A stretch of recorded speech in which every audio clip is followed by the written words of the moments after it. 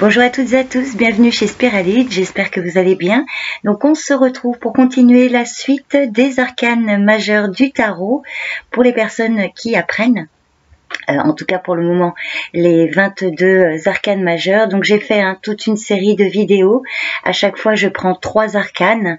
Voilà, donc là pour la numéro 12, 13 et 14, donc le pendu, la mort et la tempérance. Donc je vous invite, si vous n'avez pas vu, j'ai fait une playlist qui s'intitule Apprendre le tarot. J'ai déjà fait les personnages de cours. Là donc les majeures, et puis ensuite quand toutes les majeures seront faites, je pense que je commencerai à faire aussi une vidéo pour les as, et puis je verrai après au fur et à mesure comment je vais vous présenter ça. Donc c'est sans prétention de ma part, je vais juste vous apporter la signification dans sa globalité de façon très résumée et générale avec des mots clés. Voilà, donc j'ai tiré mes sources du Rider-Waite Tarot que j'aime beaucoup, ainsi que du Lysirs Tarot. Donc voilà, j'ai utilisé ces deux tarots pour illustrer les arcanes. Donc on va commencer tout de suite. Donc vous avez le timing pour chaque arcane pour pouvoir passer plus rapidement de l'un à l'autre. Donc on commence tout de suite avec l'arcane numéro 12, le pendu. Arcane numéro 12, le pendu. Donc cet arcane majeur est une carte de dépouillement, de sacrifice, mais dans l'idée où ce moment de suspension va vous permettre d'identifier l'essentiel, ce qu'on ne peut pas nous enlever quoi qu'il arrive. Alors quand elle sort dans un tirage, quand il sort dans un tirage, le pendu représente souvent la nécessité de suspendre une action, de ne pas décider ou agir, même s'il y a un sentiment d'urgence qui émane d'une situation. Le pendu va vraiment indiquer que le moment n'est pas propice à une prise de décision et que le consultant, ou vous, si c'est pour vous que vous tirez les cartes, le consultant doit se donner quand même plus de temps pour réfléchir avant d'agir. Mettre les choses entre parenthèses pour laisser le temps à de nouvelles opportunités de se présenter, à de nouvelles possibilités et idées d'émerger. Voyez, un temps de pause nécessaire pour observer les choses différemment, se dépouiller de ce qui ne sert plus, aller à l'essentiel. Le pendu peut également indiquer que le consultant se sent coincé, emprisonné dans sa vie, bloqué en tout cas. Donc le pendu va vraiment inviter à découvrir la cause de ce ressenti pour pouvoir débloquer la situation. Et c'est souvent l'idée de devoir accepter la situation, accepter de ne pas tout contrôler et lâcher prise. Donc en général, le mot-clé, ça peut être dépouillement, mais aussi une période où il va falloir lâcher prise. Un lâcher prise qui va permettre de s'affranchir des soucis du quotidien, des tracas, des pensées qui vont limiter, pour pouvoir faire émerger la solution. Et c'est vraiment par le lâcher prise et l'acceptation de ce qui est que le présent va apporter la paix intérieure. Donc le consultant doit vraiment se détacher là d'un aspect de sa vie qui n'est plus nécessaire, porter un regard totalement neuf sur sa situation et également renoncer à ce besoin de contrôle sur les forces qui l'entourent. Donc les mots-clés de cet arcane sont suspension, s'abandonner, lâcher prise, une forme d'impuissance, un sacrifice, c'est le don de soi. C'est un moment de délai, d'attente. C'est aussi un moment de dépouillement, d'avoir aussi peut-être par rapport, après il faut toujours voir les cartes autour, ça peut être l'indication d'avoir les mains liées, de ne rien y pouvoir. Son aspect négatif peut traduire le fait de refuser d'agir ou d'ignorer un problème ou de subir un moment de suspension, comme une épreuve, quoi. Ça peut aussi parler d'un sacrifice inutile. Alors, dans le domaine affectif, si c'est pour une question d'ordre affectif, ça peut indiquer un moment de blocage où on attend des nouvelles de l'autre, voyez, ou des nouvelles importantes par rapport à une relation. Ça peut traduire également une relation basée sur le dépouillement, ou alors un moment de pause. le temps nécessaire que chacun puisse se délester là un petit peu de l'ego pour aller à l'essentiel. Alors son aspect négatif dans un tirage affectif, ça peut traduire de faire comme si les problèmes dans la relation n'étaient pas de sa faute, ou le fait de ne plus vouloir attendre, ou voilà un moment de suspension avec une impression d'être bloqué dans une relation. Si c'est pour une question professionnelle ou par rapport à vos activités ou aux activités du consultant, ça traduit en général un moment de suspension. Alors ça peut être un chômage technique, mais qui permet de faire le point sur les compétences et sur les envies fondamentales. C'est une période d'attente grâce à laquelle on en vient aussi à se trouver soi-même et à mieux comprendre sa voix. Donc c'est toujours un moment de délai de suspension qui peut être vécu difficilement ou de façon négative par le consultant, mais en fait qui est tout à fait nécessaire. Il y a tout à une raison. Donc c'est vraiment dans l'idée de pouvoir mieux se trouver, mieux comprendre sa voix. C'est aussi ne pas pouvoir agir directement sur un projet et en obtenir une nouvelle perspective, voyez. Et voilà, c'est vraiment l'idée de savoir regarder les choses autrement. Vous voyez, comme sur la carte, si on tourne, voilà, là, il a la possibilité de changer son point de vue, l'angle des choses, l'angle de son point de vue, pour pouvoir épurer et trouver d'autres idées, d'autres solutions. Alors, son aspect négatif par rapport à une question d'ordre pro, ça peut traduire de quelqu'un qui dit avoir les mains liées, ou de ne pas se laisser faire, ou voilà, de se sentir coincé ou bloqué. Alors par rapport aux finances, le pendu pourrait indiquer de mettre un peu en veille les projets, les dépenses, une pause qui doit servir à évaluer la situation financière ou matérielle. Donc le pendu va conseiller de changer de regard sur la situation financière, sur la façon de gérer un budget par exemple, ouvrir les yeux et modifier les habitudes de dépenses et la façon d'économiser. Le pendu aussi peut indiquer que les finances sont bloquées, qu'il y a des fonds là qui ne sont pas accessibles tout de suite. Il peut s'agir de placements à long terme ou de tracas administratifs, et là aussi il faut du temps pour que la situation se débloque. Donc il faut savoir l'accepter en fait. Donc voilà un petit peu dans son ensemble, de façon générale, ce que va symboliser cet arcane majeur du pendu. Je vous invite à aller voir d'autres sources d'informations qui peuvent vous apporter un supplément d'infos pour mieux appréhender le pendu, pour ceux qui apprennent. Voilà, donc j'espère que ça vous aura aidé, et n'hésitez pas à me dire en commentaire si vous avez apprécié. Donc on va poursuivre avec l'arcane suivant.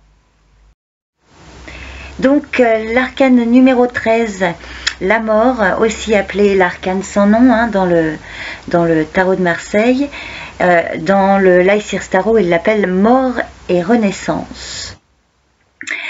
Donc cet arcane, c'est voilà. Alors avec le pendu juste avant, il nous a appris de faire la différence entre notre être essentiel et les masques de l'ego.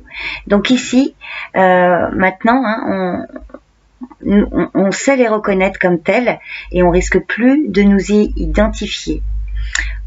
Or, ce à quoi on ne peut plus s'identifier, on s'en débarrasse. Donc l'arcane 13 représente vraiment le fait de se débarrasser de l'obsolète pour que puisse venir le nouveau.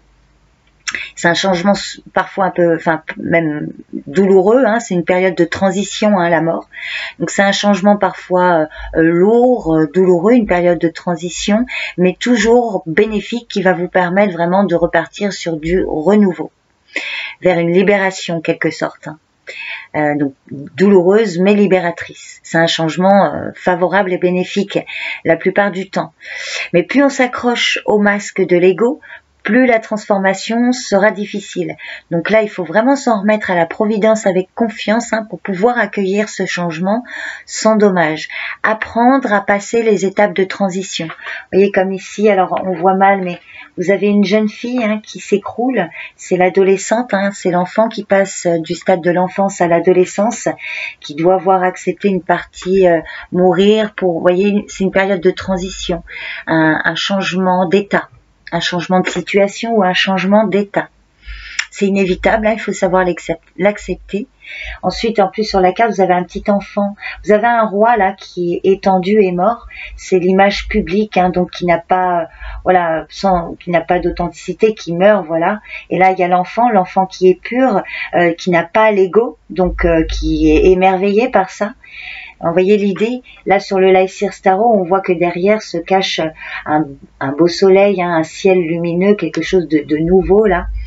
Donc apprendre à passer les étapes de transition. Alors dans un tirage, hein, clairement, ça indique que le consultant là se trouve à un point charnière d'une transformation massive. Il est temps vraiment de faire le deuil de la phase précédente pour fêter, hein, un nouveau cycle. C'est un cycle là de sa vie qui approche à sa fin inéluctable. Alors ça peut traduire la fin d'une relation, un changement de carrière, la disparition d'une vieille certitude ou d'un état d'esprit, voyez. Et avec cette carte, on vous dit vraiment que l'attachement au passé ne fera qu'entraver la circulation d'énergie positive. C'est vraiment une carte qui vous invite à vous libérer ou à libérer le consultant, hein, de ce qui a commencé à perdre de l'énergie et à se concentrer sur ce qui demande activement de l'élan, hein. Passer au chapitre suivant, tourner la page, vraiment. C'est vrai que c'est souvent douloureux parce que beaucoup s'attachent encore à d'anciens schémas, façons de penser ou d'habitude, parce que c'est difficile, hein, d'abandonner des vieux modes de comportement, hein, qu'on a peut-être parfois depuis la naissance, mais qui sont vraiment nécessaires, hein. Par exemple, vous voyez, dans une relation amoureuse, quand elle sort, ça ne veut pas forcément dire une rupture définitive avec le couple, pour un couple, mais c'est l'idée de devoir vraiment changer d'habitude, faire table rase pour repartir sur de nouvelles bases, hein, pour plus refaire comme avant, quoi, pour pouvoir avoir une relation plus épanouissante. Et puis dans d'autres cas, hein, ça veut dire qu'il n'y a plus de sentiments, que la routine a pris toute la place et que voilà, la relation est morte en fait.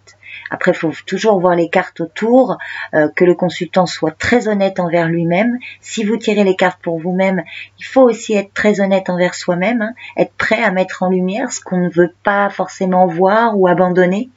Parce que l'ego, il aime pas ça, hein, quand on cherche à effacer des choses, à améliorer ou à guérir. L'ego, il panique et voilà, il veut absolument qu'on reste. Enfin, il veut absolument rester. Donc bon. Vous voyez l'idée, hein. Alors c'est vrai que dans un tirage, effectivement, je peux pas ne pas vous le dire, parce que bon, par expérience, hein, il peut aussi quand même annoncer un décès dans l'entourage. Alors moi qui, en tant que cartomancienne, sur YouTube, c'est vrai qu'une fois je l'ai dit parce que c'était tellement flagrant, je ne pouvais pas ne pas le dire, et effectivement, ça s'est avéré, hein, pour quelques personnes, il y a eu durant le week-end. Pour d'autres non, évidemment. En consultation privée, si la personne ne me le demande pas, je vais pas forcément l'annoncer. C'est parce que souvent les gens quand ils me font des demandes, hein, de consultation, c'est qu'ils ont une préoccupation, qu'ils sont inquiets sur quelque chose. Donc je vais pas en plus rajouter du stress ou des angoisses en annonçant la mort de quelqu'un, parce que c'est toujours très flou. On est dans l'astral lunaire, c'est pas toujours clair et c'est toujours très délicat. Donc en général, si la personne ne me demande pas, je ne l'annonce pas. Moi qui me fais des tirages personnels, effectivement je l'ai vu dans mes tirages perso. Bon bah ça s'est avéré, hein, mais c'est pas toujours un décès physique, c'est la fin d'une situation, la fin d'un état la plupart du temps. Donc voilà, petite parenthèse faite, je tenais vraiment, hein, parce que l'arcane majeur, pour moi c'est une carte vraiment très importante dans le tarot, parce que c'est la fin de quelque chose pour pouvoir avancer en fait. Voilà, et justement, je vais vous donner les mots-clés. Donc, faire le ménage, faire table rase, faire la place, se débarrasser de l'obsolète, hein, pour qu'advienne le nouveau. Ça traduit un grand changement, hein, un changement radical, un bouleversement, parfois soudain. Oui, soudain, oui. Donc, tourner la page, hein. Alors, son aspect vraiment négatif traduit le fait de continuer à s'accrocher à une relation ou à des habitudes ou autre, ou à un travail, hein, vous voyez, de rester quelque part alors que c'est mort. Ça peut traduire vraiment aussi la peur du changement, hein, vous voyez, du mal à passer à autre chose, comme je vous disais. Et dans le domaine affectif, donc c'est faire le ménage dans une relation en se débarrassant des vieilles habitudes, des schémas qui empêchent d'évoluer, se débarrasser d'une ou plusieurs relations qui ont pu nous convenir dans le passé, mais qui aujourd'hui nous freinent. Donc toujours faites de façon intelligente, enfin bref. Je ne vais pas m'éterniser, c'est vraiment tourner la page, faire le deuil d'anciennes postures qui parasitent une relation ou en tout cas qui barrent le chemin de votre épanouissement. Ça peut traduire, alors si vous recouvrez avec une carte positive, ça vous traduit vraiment un bouleversement favorable et positif. Souvent voilà, un mal pour un bien ou voilà quelque chose de douloureux mais qui vous apporte vraiment quelque chose de très épanouissant. Si vous recouvrez avec une carte plutôt négative, justement ça va mettre en lumière là où il y a des difficultés dans une transition ou un chamboulement qui risque d'être perturbant, une épreuve à passer qui risque de se répéter inlassablement si vous ne comprenez pas et que vous ne passez pas à autre chose. Enfin, voilà, faut toujours voir les cartes autour. Dans le domaine professionnel, c'est recommencer un travail tout nouveau, ça peut être une reconversion avec des choses différentes, ou recommencer un travail sans les liens d'obligation qui pouvaient plomber, ou faire table rase et repartir sur des bases saines, même si vous ne quittez pas si vous restez dans le même travail, mais il y a vraiment un changement de situation. C'est plus du tout la même chose. C'est aussi avoir réussi à tourner la page, abandonner d'anciennes habitudes de travail pour évoluer. Et puis donc en aspect négatif, ça peut traduire un environnement de travail avec plein de mauvaises habitudes ou un projet qui est mort, qui n'aboutit pas. Vous voyez, la fin d'un contrat. Donc voilà, dans son ensemble, tout ce que symbolise l'arcane majeur, l'arcane sans nom. Donc j'espère que ça vous aide à mieux appréhender cet arcane pour les personnes qui apprennent le tarot. N'hésitez pas à me dire en commentaire si ça vous plaît et je vous remercie beaucoup pour votre écoute, si vous arrêtez ici et si vous poursuivez. Donc à tout de suite pour le prochain arcane. Arcane majeur numéro 14, la tempérance. Donc la carte précédente, la carte 13, la mort, a fait le ménage. Et là, on est débarrassé de tous les éléments qui nous empêchaient de voir notre propre nature. La tempérance représente l'art de relier les contraires. Vous voyez là, l'ange maintient l'équilibre entre ces deux mondes, comme on doit le faire sans cesse. Donc on doit jongler entre deux éléments de nature bien différentes, trouver à notre vie un sens spirituel, sans quoi on risque de dépérir tout en restant bien incarné dans le monde matériel, sous peine de nous retrouver enfermés dans une tour d'ivoire. Donc c'est un vrai travail d'équilibriste. Donc quand elle sort, quand la tempérance sort dans un tirage, elle peut déjà traduire le fait que le consultant arrive à concilier dans sa vie ses différentes envies et besoins, notamment les contraintes de son quotidien et ses aspirations profondes, qu'il sait faire preuve de patience, de modération, qu'il travaille en profondeur sur l'atteinte de ses objectifs plutôt que par à-coups, ou alors justement qu'il doit utiliser cette énergie pour être le plus en phase et en harmonie avec sa situation. Vous voyez, si justement ça fait défaut, il va falloir être dans cette énergie. La tempérance peut aussi parler de belles qualités d'adaptation à l'environnement et aux circonstances de la vie. Ça peut traduire aussi que le consultant est constructif, qu'il adopte une posture aidante et collaborative vis-à-vis des autres. Aussi, la tempérance peut indiquer que le consultant sait faire la part des choses, qu'il se montre juste dans ses jugements, y compris sur lui-même et sa situation. Donc là, cet arcane majeur va vraiment conseiller, quand elle sort dans un tirage, d'instaurer le calme dans une situation ou dans une relation, que le goût pour l'excès pourrait se révéler plus difficile à calmer que prévu. Donc, il faut vraiment garder ses distances avec les choix extrêmes, tout ou rien, et plutôt choisir la voie de la neutralité. Donc la tempérance va aussi conseiller de ne pas agir de manière impulsive, de ne pas prendre de décisions précipitées, d'aborder la situation vraiment avec modération, équilibre, mettre de l'eau dans son vin, voyez. de faire les choses graduellement et de manière méthodique. Et puis aussi collaborer avec les autres et prendre en compte leur point de vue. Donc les mots-clés de cet arcane sont harmonie, modération, patience, retenue, objectif, équilibre, guérison aussi, ça peut être une carte de guérison, une collaboration et mélange d'idées. Voilà, c'est trouver un juste équilibre entre action et contemplation, faire des compromis, une négociation, ça peut être une réconciliation. Son aspect négatif peut traduire justement un manque d'équilibre et d'harmonie. Voilà, il y a un déséquilibre, trop dans un domaine, pas assez dans l'autre, voyez. Des excès ou de l'impulsivité aussi, ou pas de compromis dans une situation par rapport à une personne. Dans le domaine affectif, c'est réussir à s'entendre malgré que chacun ait sa propre personnalité, ses propres désirs.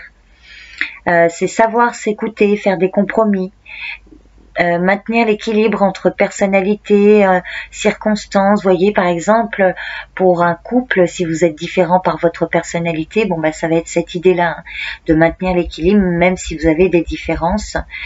Ça peut aussi traduire une relation à distance et de réussir à maintenir le lien malgré l'éloignement.